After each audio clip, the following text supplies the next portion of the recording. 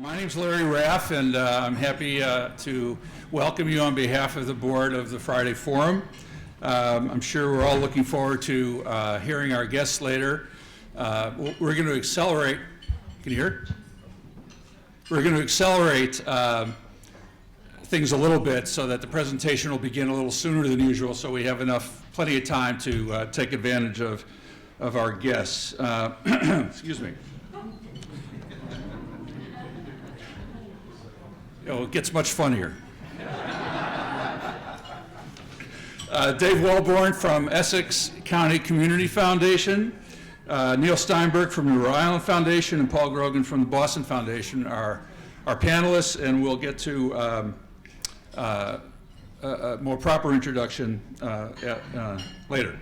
I also want to express the Friday Forum's appreciation to Paul, particularly Paul Grogan, because the Philanthropic Initiative has lent us their crack financial person, Wendy Staggs, for many, many years to aid in the Friday Forum putting on these lunches. Speaking of Wendy, there she is.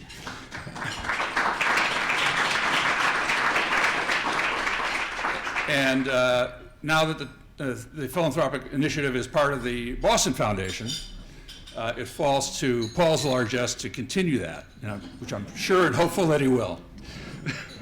So, real briefly, let's did I hear something? No. Let's talk taxes, shall we, real quick. Some of you might have caught the article in the Globe at the end of January where the headline was "Uncertainty Boosts Donations at the End of 2012, describe how area nonprofits and community foundations received larger than expected contributions at the close of 2012. You all remember that? Vaguely? Some astronomical figures, anywhere, Fidelity Fund from 24% to the Boston Foundation increased to 300%. And the explanation was that donors were worried about the tax deductions going away this year. That presumes Congress can get anything done within a year's time. Turned out that that's not the case. But I want to ask three questions of the group. And how many of you have actually experienced that phenomenon in your organizations? Higher than usual year-end giving. The three community foundations. Well, that's both curious and instructive, I think. So that's where it all went. Okay. How many of you do you think, if tax deductions are capped at 28%, which some people are shooting for, how many of you think that will affect giving by your donors? Not too many. Okay. Something about this table, have you noticed? And now I want to ask a question that I've been asking for the last 4 years. How many of you think the economy is getting better based on the behavior of your donors? Raise your hand. And that's about less than half the room. Okay. Okay, I always like taking the temperature, because past years it was far less than half the room. So things have been picking up a little bit. We're going to be, on May 17, we're having a panel of wealth advisors to join us to address, again, some of the concerns and issues of high net worth individuals. And the board is working feverishly to come up with the schedule for 13-14. So I want to thank all the Friday Forum members who are here, our board members. Could you just raise your hand if you're a board member? And raise your hand if you're a member. All right, very good, thank you. For those of you who are not members, there's a little piece of paper in the middle of your table. Feel free to take it and use it to explore becoming a member. One of the great aspects of being a member is we are now videotaping all the presentations, and the full videos are available to all of our members. And I thank Dylan Poole in the back, who's our crack videographer, and I highly recommend him for all of your video needs in the future of your organization. I also want to welcome a group of students from the Proteus Fund. Raise your hands. Welcome. This is your second time. This is your second time joining us, and we're always thrilled to have you, and I'm sure you have lots of questions to ask. let me make a brief introduction.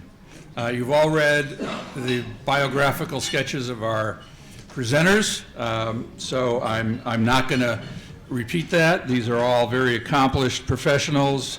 Many have been in the business a long time. I had the pleasure really of meeting Neil and Paul at lunch today, and I've known Dave for many years, connected to healthcare fundraising. So I just want to frame this by sharing essentially the size, the scope of the foundations by way of how that might affect someone's answer or perspective on things. So Dave's going to lead off. The Essex County Community Foundation in 2011 gave $2.2 million in grants and had assets of $18 million. And this is a new foundation, relatively new foundation, started by some Good Samaritans in Essex County, and it has really blossomed over the years.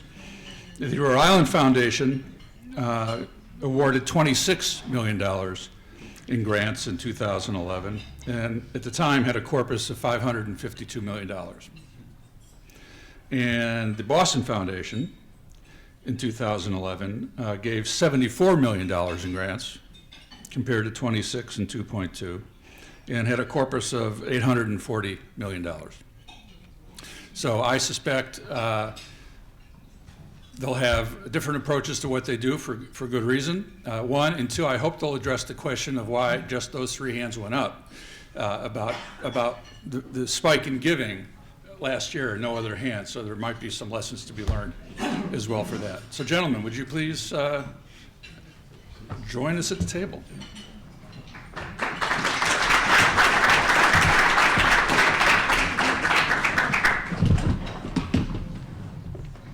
Neil, Paul, Dave. So the question I've asked them to address is to share with us any new or future foundation initiatives that they think would be of interest to us, and to understand what the motivation was behind these initiatives. And then there'll be lots of time for questions and answers, so jot down your thinking. Dave? Right there if you want. Oh, sorry. It's always nice when people clap before you've done anything wrong. When I came to ECCF, I knew absolutely nothing about community foundations. Hi, Dave. Since you probably don't know much about community foundations either, we're going to get along fine. ECCF is young. It's just turned 15. It's grown about 50% in every measure in the couple of years since Larry's numbers were published, simply because a tiny organization can change so quickly. And the great fun for me after a career in larger institutions in higher ed and healthcare is that this thing can turn on a dime. But I think the one thing that I would tell you about ECCF and the other small community foundations around us, there are 900 of them in the country. A majority of them are under 20 years old. Significant majority of them are under 20 years old. The oldest is 100 this year in Cleveland.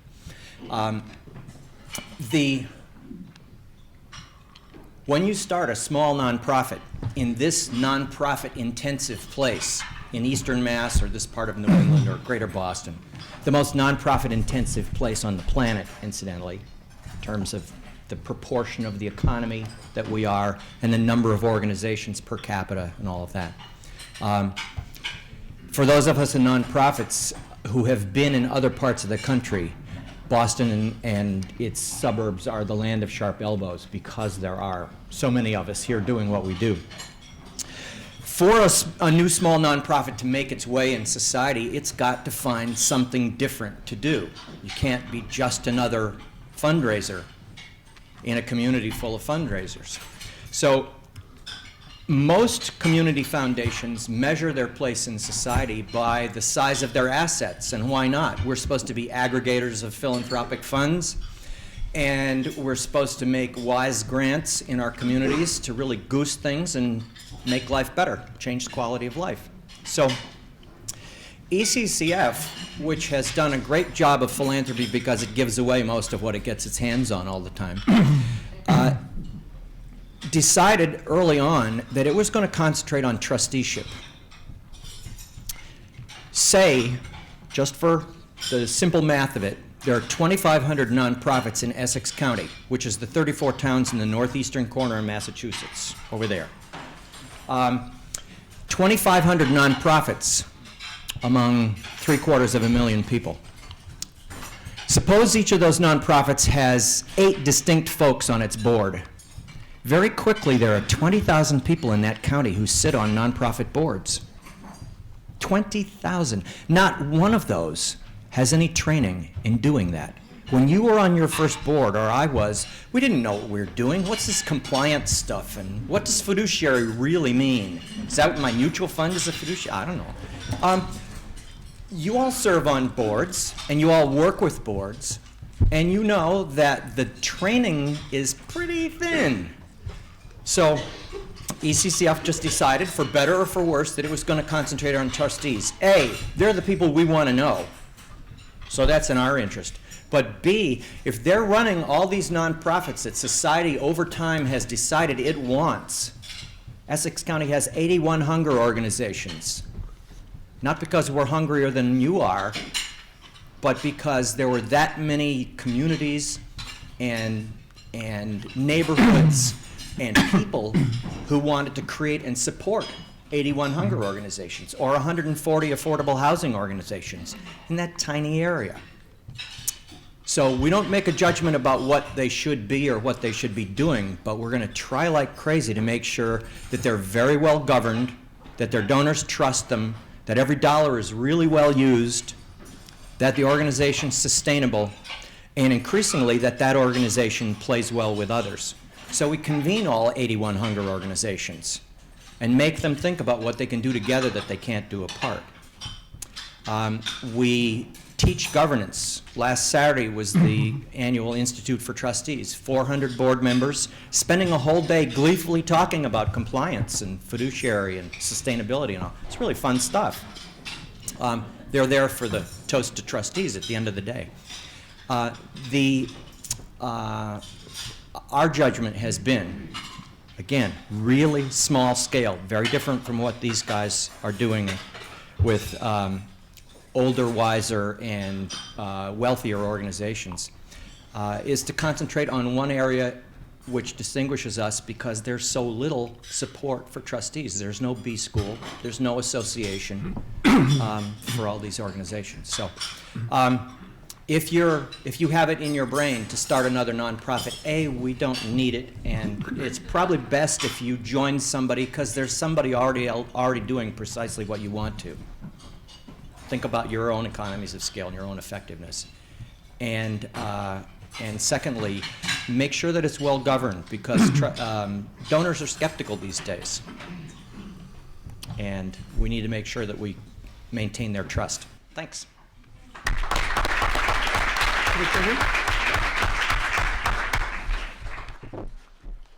I'm older feeling than wiser and wealthy, so I'm just going to stay here and not get up. Thanks.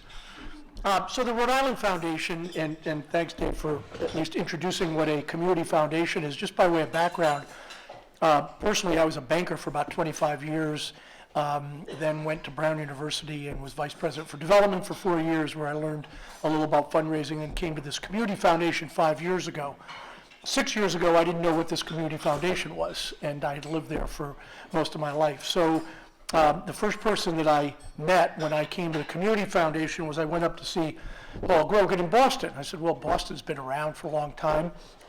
Paul had this great reputation, and what I heard was a carbon copy story of what I found 5 years ago that he found about 10 years ago, that community foundations, wonderful organizations. We are one of the oldest. We were in 1916. I know Boston was 1915, but sleepy. Mainly grant-making organizations for many years. We were part of a bank trust department, which says it all, and not very proactive, and a lot of people didn't know us. They did need us, they didn't know us. So when I got to the foundation, I remember coming in and meeting the staff, and at the first meeting said, very proud to be here, it's a wonderful job, but nobody knows who the Rhode Island Foundation is, and they threw stuff at me. What do you mean nobody knows? The truth is, we could go to the outposts of Rhode Island, if anybody knows where those are, into a cave, unlisted phone number, and every nonprofit would find us because we give out money. There's no problem with that. The potential donor community, the business community, the leadership community didn't know who the heck we were because we didn't have a profile. So that was one of the learnings that in order to raise more money, and we want to raise more money so we can give out more money. When I got there and I talked to the staff, again, in a very old-fashioned, planned giving-oriented development staff. Wait for somebody to come in and then wait for them to die. That's what was there. And I said, okay, let's talk about why do we want to raise more money? And the first thing was to build our endowment. Well, who the heck cares about our endowment? Then it was so that we can meet our plan. No, the reason we raise money, and I'll speak for the three of us, is because the community needs it. We turn down good grants, maybe Paul, to some of you here. We turn down good grants every single day, that if we had more philanthropic capital, we would either make them larger or more of them. And that's just the truth, and that's why we raise more money. So we set along, and my strategy was to be more proactive, to be more out there, to be leaders. As I saw the Boston Foundation, we're leaders in the community. We're a little bit unique because we're one of the few statewide community foundations. Why? Because we only have 1 million people. So we're the size of a big city, but we're statewide. So it gives us a lot of networking and if we do it right, influence in the right places. We had to change the mentality and get away from order taking, fundraising, get away from just, when I said, well, how much are we going to raise this year? The answer was, well, whatever comes in. There were no goals, there were no objectives. And having come from a pretty high-powered university campaign, I led the $1.4 billion campaign at Brown, that's where I learned, pretty high-powered, go out there, raise the money, get the pledges, et cetera, et cetera. We'd never taken pledges at the foundation. So it was very, very different and couldn't turn on a dime. While we have big assets, we've got about 43 people. It's not, and that's the whole organization. That includes giving out the grants. What we do have, though, is we have a wonderful knowledge of the community because of the grants we give out in all the different sectors. And I'm going to tell you just a quick story about one fundraising initiative that we did that was designed to change this mentality that I told you about. We did a strategic plan. We decided that while we give to all the different sectors, the arts, the environment, and human services, that two of them, public education and primary health care, were going to be our two. Rhode Island has a lot of kids in school, and none of them getting a very good education. So we pay a lot, and we don't get it, and we're 40 miles away from what is arguably the top education system in the United States. So we knew it's possible by watching Massachusetts, and we knew we were far away. So we decided to do that. So a couple of years ago, an opportunity came into our office. And one of the wonderful opportunities that community foundations have is that you see almost everything because people come in looking for support. And in Rhode Island, we just don't have a lot of other big foundations or other places for support. We were working very closely with the Commissioner of Education, and lo and behold, we had a meeting with her. It was us, and the folks from Teach for America from New York came up. Are people familiar with Teach for America? Wonderful program, top kids, students from top universities that go in for a minimum of 2 years, and they actually get hired. They do a boot camp during the summer, and they get hired by the schools. So when I was working at Brown, Teach for America was one of the largest employers of Brown grads, and I couldn't figure out why none of them were in Rhode Island. And it wasn't until I got to the foundation that I found out why. Teach for America came and said, we're expanding 3-4 cities, states a year. We'll consider Rhode Island, but here's what you have to change. First was our legislation. You could not become a teacher in our union-dominated state unless you went to a full teacher prep college. So this program is an alternative pathway, similar to if any of us, assuming you're not teachers, wanted to use your life experience and get some training. So they do a boot camp over the summer, and then they get hired by the school. So legislation was changed with some of our support, but primarily through the Commissioner of Education. The second requirement is the minimum size was a cohort of 30, what they call core members, and they actually get hired. These are not volunteers. They get hired by the schools. There had to be a guarantee there would be 30 slots. So we went around to the Providence schools. Fortunately or unfortunately, we had the type of urban districts that qualified for their mission, and we said we'll do it. And then the third thing is we will only come if there's a 3-year financial commitment from the community for $2.7 million. Okay? So we looked at it. Education a top priority. We quickly assessed that we would commit $300,000 over 3 years. And then for some reason, primarily because I didn't know community foundations, primarily because we were trying to change things, I said, we'll help you raise the rest of the money. I didn't know it was the first time that an outside organization had helped them get the money. We had about 8 weeks to do it because they needed a decision by the end of the year, and this was in the fall. And I thought that we could go to some, and the ugly little secret of this, and some of my old Brown friends are here, I use my Brown Rolodex. Rhode Island-based large Brown donors who I knew were interested in education, as well as some others. And Wendy Kopp, who is the fabled founder of Teach for America, has been there 20 years. I found out at the same time they came, they told us, you know, Wendy Kopp's coming and she's getting an award at Brown. And I said, all right, here's the deal. We'll raise the money on one condition. I want Wendy Kopp for 2 hours that night that she comes to Brown. Because at the university I learned how to do that. So we had a cultivation event. We invited some big name donors from the community. Wendy Kopp was there with her book, signing books, getting everybody all whiz banged up. We led with $300,000. We went to another philanthropic family who had not done anything with the foundation, but I knew they were committed to education. They liked what we were doing in education. They put up a $600,000 3-year challenge, and then from then on, in 6 weeks, we raised the $2.7 million. So that was fine. So here are the gimmicks, okay? Because while we love Teach for America, we think it helps education. I said that part of it was to change our image. First of all, nobody on our staff thought we could do it. It was not endowment money, which is our traditional model. It was what we call pass-through money. That means it comes to us and goes right out the door. So that was heresy at a community foundation. The second thing we did is, I said to the Teach for America folks, the checks and the pledges get made out to the Rhode Island Foundation. And they said, what do you mean? It's for Teach for America. I said, right, but the pledge form and the check made out to the Rhode Island Foundation, we'll give it to you, trust us. So they went back to New York, got it signed off on, because we wanted these donors to think they were donors to the Rhode Island Foundation. So we did that successfully. Again, internally, culturally, the biggest issue was, on our system, we would not code these people as donors because they did not open up their own fund at a community foundation. Until I convinced, because I could, our staff that when you walk down the street and you ask the person that pledged $600,000 over 3 years, admittedly to give to Teach for America, do you think you're a donor at the Rhode Island Foundation? Of course they said yes. So we did it, we raised the money. This is not to get applause for what we did, it's the cultural change to that. The real sell, the real mission of this was to engage donors that didn't know anything about the foundation. 40% to 50%, I don't remember exactly, of these donors had never done anything with the Rhode Island Foundation before and committed to this. The other affinity group, and you raise money, as many of you do, I'm sure, by affinity groups, is many corporate executives, many big officials have kids or nephews or nieces that went through Teach for America.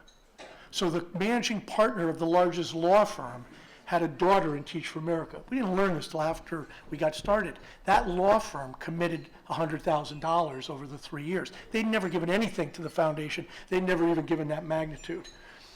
That $600,000 pledge that got paid off that went out to Teach for America a year later became our largest donor-advised fund at $25 million and is now funding $5 million in an ed fund that we're raising.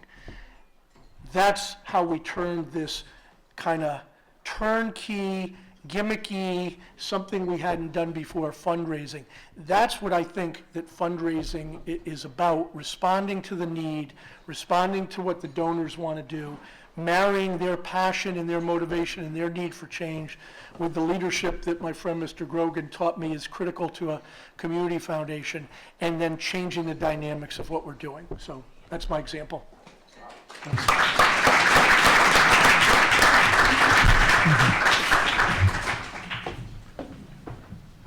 I got to hang out with Neil more often. Jeez.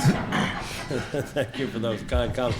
It's good to be with you. I appreciate the opportunity to be here today and to be with two of my colleagues who are certainly among the most thoughtful people in this business. As Larry requested, I'm going to describe a particular initiative that I think you might find interesting, but let me make a couple of contextual comments before I get into that, and they have very much to do with the kind of thing Neil was talking about, very large changes that we made in the role and function of the Community Foundation beginning about 11 years ago when I came. As has been mentioned, the Boston Foundation is one of the oldest and largest community foundations in the country, and has been esteemed in the community foundation world for many, many decades. The foundation was fortunate at a very early point, literally in its first year of operation, to receive what was then an immense unrestricted gift from an estate of $2 million. And what that has meant is that from pretty much the beginning, the Boston Foundation has been able to operate a discretionary grant-making program. And currently, of our roughly $850 million in total assets, about a little north of $300 million of that is an unrestricted endowment. And the foundation has been a remarkably shrewd and prescient grant maker for many decades, and is responsible for the birth and nurturing of just an astonishing number of crucial nonprofit organizations in Greater Boston, operating across a very wide variety of fields, from something like helping to invent public television and WGBH in the 50s, the development of one of the first anti-poverty agencies in the country, ABCD, the development of neighborhood health centers, remarkable network of neighborhood health centers that we have, the important safety net institutions in the city like the Greater Boston Food Bank. I could go on, but an enviable track record and widely admired. However, when my predecessor decided to retire, and a very distinguished woman named Anna Faith Jones, who did many great things, she gave a lot of lead time, and it gave the board a chance to go off by themselves after a lengthy tenure. She was there for about 20 years, to ask the question, is the Boston Foundation all it can be? And given how admired the Boston Foundation was, it would have been natural enough for them to say, let's keep this going. Instead, the answer to the question was no. We think actually the Boston Foundation could be far more than it is. We think it's rather sleepy. It's become rather obscure. It's not an influential institution. We need leadership in this city. We need civic leadership. Traditional sources of civic leadership were in decline, such as that from the business community. And so the board of directors said, in effect, why couldn't the Boston Foundation, as a permanent, place-based institution devoted to the well-being of this community, at least be part of the answer to the vacuum that had developed. And I was the fortunate fellow that they tapped to figure out what that might mean in practice. And to make a long story short, we have ended up developing a new model of a community foundation, and we refer to it in shorthand as the civic leadership model. We in effect added a whole third function to the two traditional functions of enlarging and stewarding the philanthropic resources of the community and grant making. Those two, we added a third, civic leadership, and this was an effort to help the community define, understand the challenges it faced, and act on them. And in order to do that, we created some new tools at the foundation. One was research. We in effect created a kind of think tank at the foundation, which performs and commissions a great deal of research about the issues and challenges facing the city, state, and region, and we disseminate that research in now very well-attended public forums at the foundation under the banner of Understanding Boston that brings leaders together. We went from an institution that shunned publicity to one that sought it. One trustee said in the course of these deliberations, if we want to make a difference, if we want to attract resources, if we want to be influential, just exactly how does it help us that nobody knows who we are or what we're doing? And in effect, they were saying that while humility is an admirable personal virtue for an institution that wants to have an impact, it's not terribly functional. In addition to those changes, we made an explicit decision to engage deeply in public policy and to develop strong working relationships with the major elected and appointed officials at all 3 levels of government. And again, this is highly unusual for a community foundation, but our argument was that let's try to think of a big societal problem we can solve without the public sector, or in which the public sector does not have a significant role. We couldn't think of one.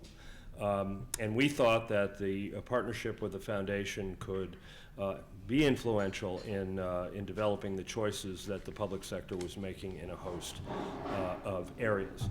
And then finally, we decided to develop a capacity that I would call an organizing capacity, which is an ability to, on a serial basis, use the foundation to mobilize business, civic, and community leaders to get involved in major issues in our community, often involving legislation. And our new religion in this civic leadership model is let's use all the tools in the toolbox. Grants are important, but there is so much more. And ironically, you can often accomplish more with some of these other tools than you can with grant making alone. However, we drastically changed the grant making program as well. We went from offering programmatic grants in a series of priority areas that nonprofits could apply against to making explicit commitments about things we wanted to accomplish, and then selecting grantees based on how material they were to our accomplishing these very specific goals. And if they got through that screen, they were eligible for much larger grants on an unrestricted basis and often multi-year. We have preserved pots of money for project grants, for innovation grants. We know we don't think of all the good ideas, but now between 60 and 70% of our discretionary grant making is going to institutions that are really allied with us. And we almost think about it more as we're hiring them to join us in an enterprise rather than we're making a grant to them and watching from a distance. And this has been quite a popular change. It was even more popular when we announced it because every nonprofit in Boston figured that they would get one of these grants, and that didn't turn out to be the case. But at any rate, so we have this new approach. Let me give you one illustration of how we applied it, which is in the effort to significantly boost college completion rates for Boston Public School graduates. I know there are representatives of higher education in the room. This is an issue that has burst upon the scene very, very recently. Boston has been a school district that has been very, very proud of how many of its graduates enroll in higher education. And it's been true for some time that Boston, for an urban district serving primarily low-income, minority, and immigrant kids, enrolls a very high number of its graduates in college, in the vicinity of, well, in recent years, in the 60s and 70%. Before a major study that we funded that came out 4 years ago, no one had ever looked at who completes. And of course, the considerable benefits of a college education, including lifetime income differentials and desirable social behaviors, which are sharply correlated, they have to do with completing college, not with attending college for a while. This study found that only about a third of those students who were enrolling in college were getting a 2 or a 4-year degree within 6 years of their high school graduation. And further, the study found that if you combine the college completion data with the dropout data, you can derive this statistic. If you're an entering 9th grader in a Boston district high school, not the elite exam schools, but a regular district high school where most of the children are, you have about a 7.5% chance of obtaining a 2 or a 4-year degree in your life. Think about that. At a time when we're living in a region, we have led the world in the creation of this marvelous knowledge economy, but it is a kind of economy that richly rewards those that have the skills and the credentials and the education to participate, and it harshly punishes those who don't. So this was on the front, all over the front page of the Boston Globe, and it really just people were alarmed and I would say sickened by the findings of this study. The good news is that we decided to do something about it. Our great mayor, who made some news this week, called everybody together, and we set some ambitious goals for improving the situation and holding ourselves to very strict benchmarks that would be monitored by the same outfit that did the original study, the Center for Labor Market Statistics at Northeastern University. So data was the catalyst, and we decided to use data throughout the process to hold ourselves accountable in a very public way. The grant making came in as we devised a coaching program, which is called Success Boston, which picks out cohorts of Boston Public School graduates who are the most vulnerable, first-time college goers, low income, minority and immigrant, and attending the schools where the completion rates are the lowest, and those tend to be the day schools, the community colleges, UMass Boston, where kids are going to school and going back into the neighborhoods at night. But this coaching model was set in motion, picking out about 250 or 60 kids a year for this effort, and in effect providing a security blanket for all manner of problem solving that would, in normal circumstances, cause these kids to leave school. We just had an interim report on how we're doing, and the results are absolutely spectacular. And there's a lot more to the program that, in the interest of time, I won't describe. But it's an extraordinary partnership between the city, the mayor, the school system, the business community, and the nonprofit community, and very importantly, the higher ed community. And the higher ed folks know that their data is going to be published regularly as part of this, and that has concentrated the mind wonderfully for them. And the great thing is that most of the kids we're talking about go to local schools, the overwhelming majority. So you can get those college presidents in a room, and we have, and Keith Motley, the Chancellor of UMass Boston, really leads the higher ed component of this, and he's done a tremendous job. But the results are amazing. We've already raised the overall graduation rate in Boston to high 40s, which is basically the national average. So for a low-income district to be matching the national average for college completion is extraordinary. And the Success Boston kids that haven't yet, aren't far enough along to have affected the graduation rate are showing so-called persistence rates that are off the charts. Just one example, for black boys, the persistence rates are 27% higher than the control group that is not getting Success Boston. So we think that we have an opportunity to to drive the college completion rate for Boston kids above the national average to the state average, which is the highest in the country. It's in the high 50s and beyond. So this is an example, as I said, of rather than thinking about grant making, we're thinking about a big thing that needs to be done in our community and asking the question, what would it really take to move the needle on this? And philanthropy is a piece of it, but joined with these other very powerful elements to, we hope, get a very big result in the community. And we're just passionate at the Boston Foundation in believing that that's a direction for philanthropy, to think about how to link to very important undertakings, and then, of course, be known for that as a way, of course, to build your influence, but also to attract the resources that we're all trying to attract. Thank you very much.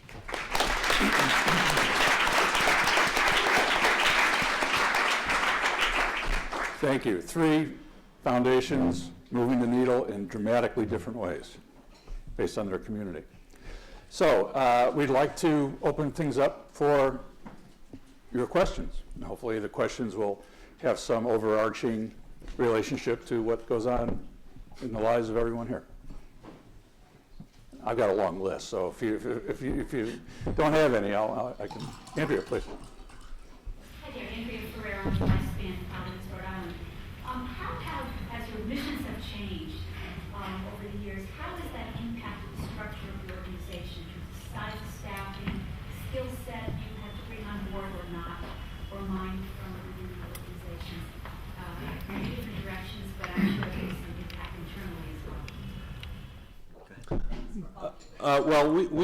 When we contemplated this larger role that I described, we quickly realized we did not have the capacity to do all those things. And so the biggest change was that we created in effect, an external affairs unit, which now consists of 7 or 8 people that is responsible for the research and the public forums I talked about, press and communications, and public policy under one umbrella. And I was very fortunate to find, and some of you no doubt know her, Mary Jo Meisner, who was a very experienced journalist, had spent her life in the newspaper business as a reporter, editor, and publisher. And she has been with me the architect of this unit that really allows us to drive the things that we've been talking about.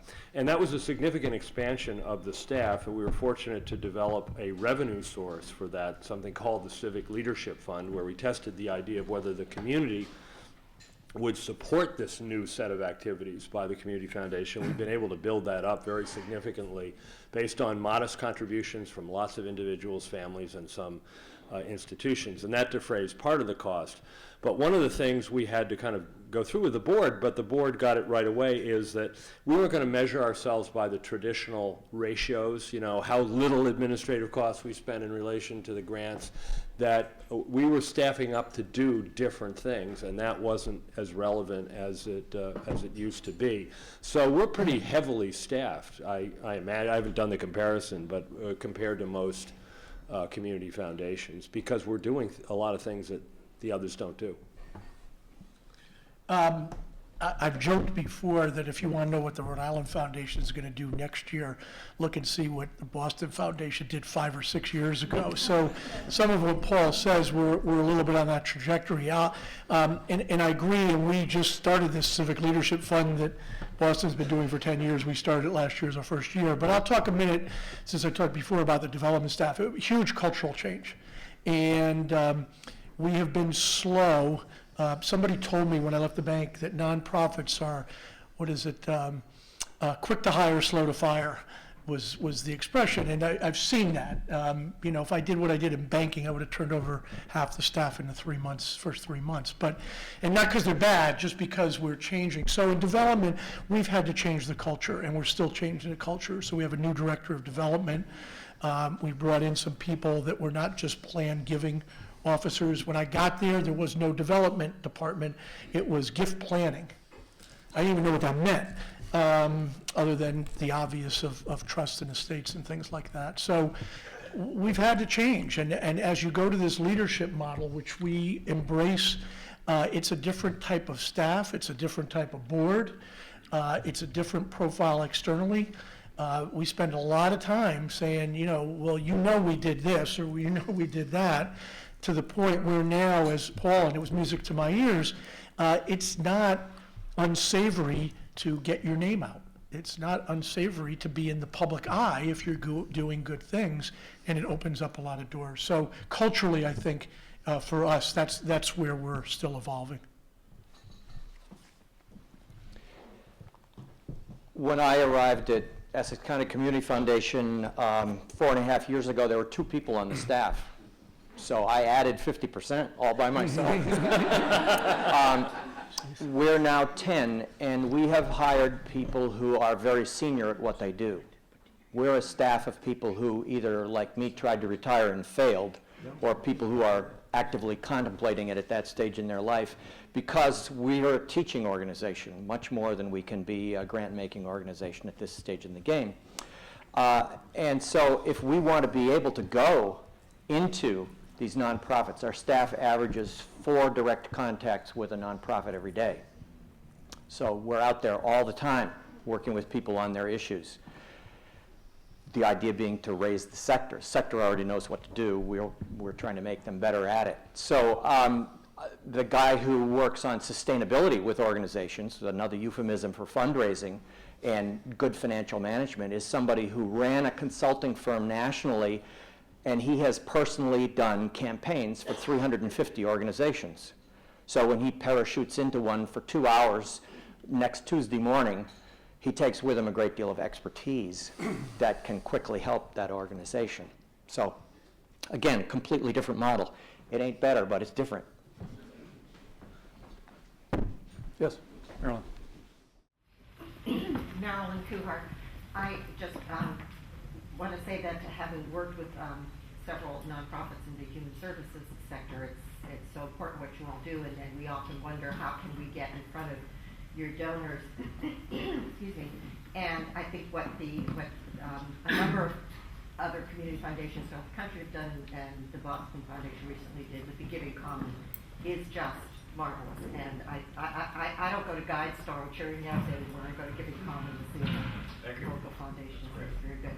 But the question that I wanted to ask is, David, you talked about teaching boards, and oh my goodness, do they need time? And I'm wondering what y'all think of the idea of maybe getting the Attorney General to say when you are asked to join the board of a nonprofit, you need to do one of these classes.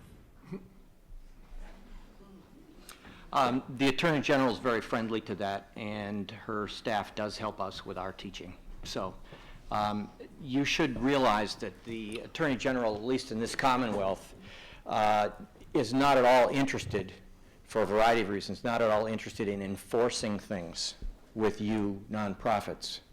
They would much rather help you learn what you're supposed to do and have you take care of business and never have to enforce anything. And everybody on the staff will say that. They're very eager to have you be well-trained in what you're doing and go forth and thrive without having to pay any attention to them. So yes, they are engaged and they will help. Please. I'm Alexandra Baskin, and I'm a Corey One Fellow. I'm at the Irene and George A. Davis Foundation Center. My question is for Paul. You mentioned with the Success Boston group that the control group is doing well, and the group that isn't receiving, the intervention isn't doing as well. So my question is there an eye towards and then once the program is proven to really make a difference, is it a policy goal? Is it what would be the end goal for some of these larger initiatives that you take on? Well, we believe, based on this latest report, which just came out, that it's not dispositive, but it certainly indicates that this coaching model that we've developed and that about a half a dozen nonprofits are providing with grants from us, and that's where the grant making comes in, that this coaching model is highly effective. And so the first obvious thing would be to try to expand that beyond the 250 kids in each class that are getting it. I mean, I'd love to double it. And with its latest report, the center at Northeastern that did the study did a cost benefit, and their belief is that this program is returning, $3 to $4 to society for every dollar it's costing. So hopefully we will be in a position in the not too distant future to say, hey, we really got something here. And as I said, with the correlations of both income differentials and desirable social behaviors so strongly associated with college graduation, if we can't raise money for this, if it continues on the path it's on, shame on us. And as I said, I think it would be relatively earth-shaking to have an urban district serving mostly poor kids be generating college completion levels at well above the national average. If we get there, that's going to be a big story.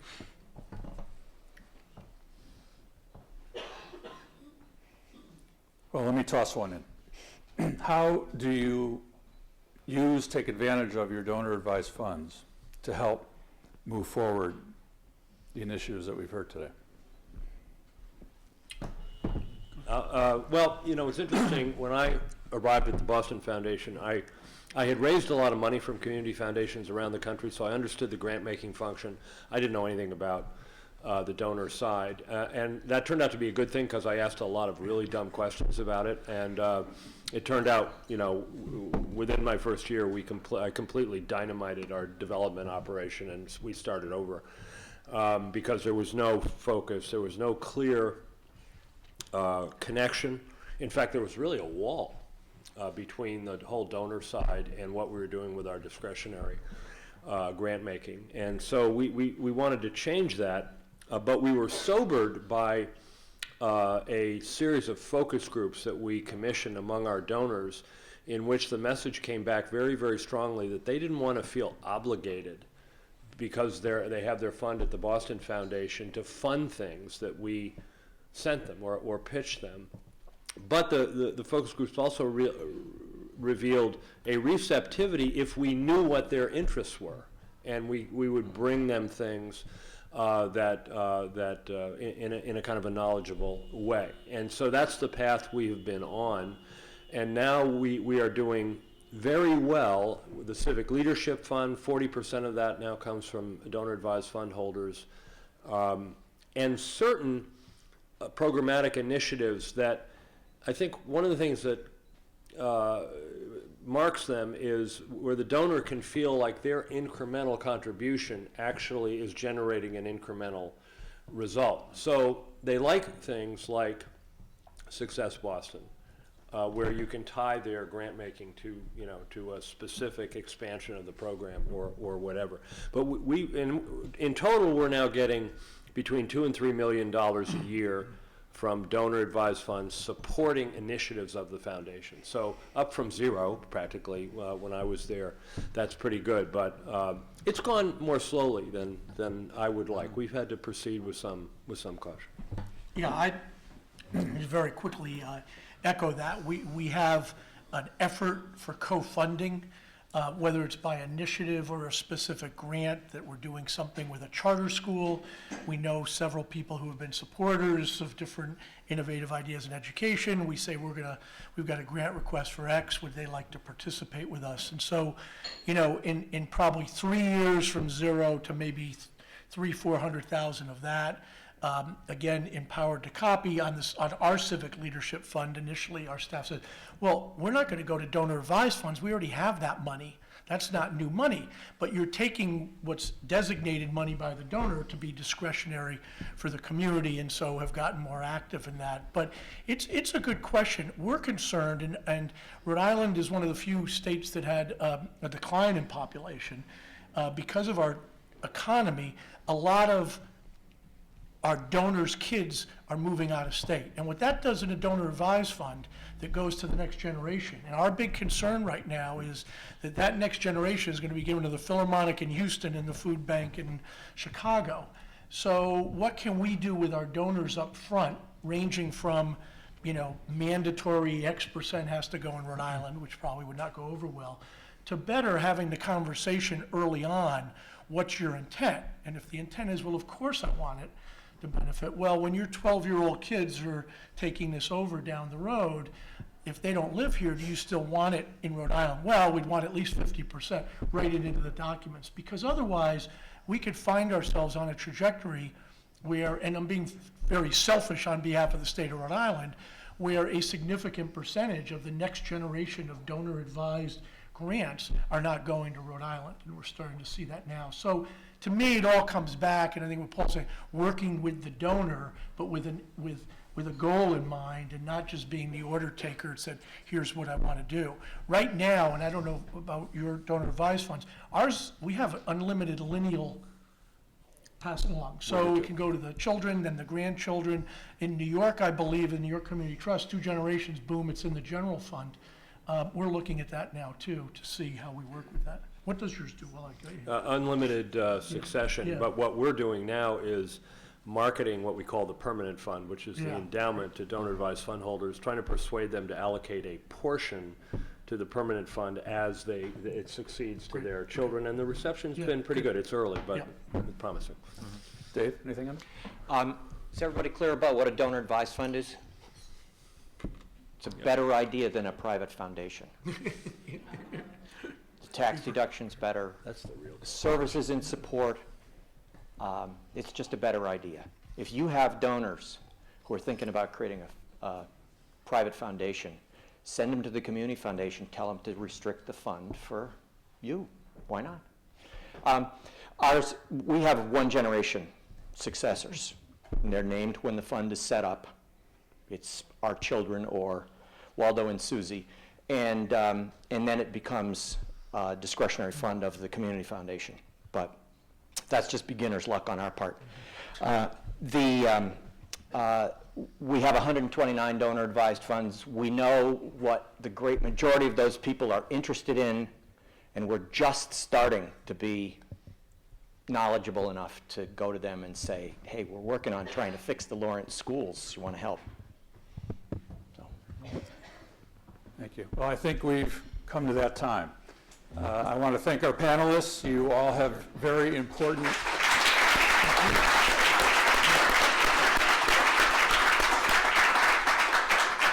you are leading very important institutions for our community. And it's nice to see that they're all in good hands. Thank you. Thank you. Thank you, everyone. I learn as always. Thank you.